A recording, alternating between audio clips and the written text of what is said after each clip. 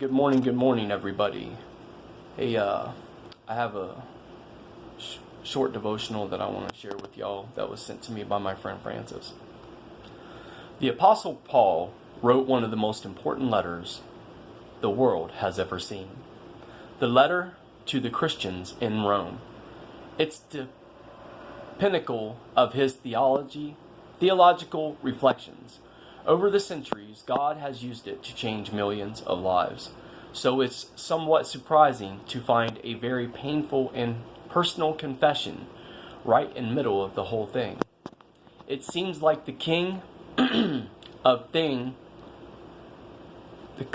thing to share with your small group rather than stick it in a letter that's going to who knows where.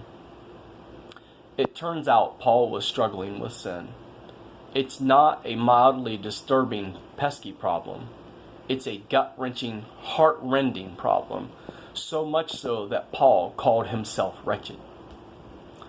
What's perhaps even more unbelievable is the response to Paul's struggle.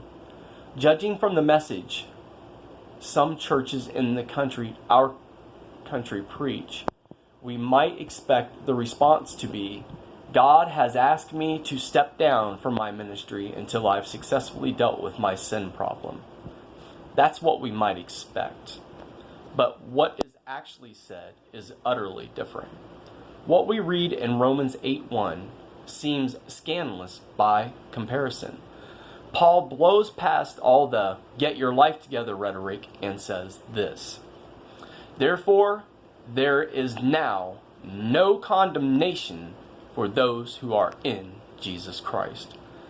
I know. What about church discipline? What about holding leaders to a higher standard?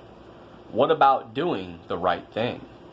Yep, those are all important questions, and Paul deals with them in other places. But here, at Paul's point of greatest need, God leads him straight into a head-on encounter with grace. Hallelujah. Of course, we need to look at a life change. But if God is in the process, it will always start with grace. That's just the way God is. It's the way He wants us to be in turn with one another. That was written by a man named John Hambrick of the Buckhead Church, of where I do not know that's at. But thank you for providing that and allowing us to share that in video.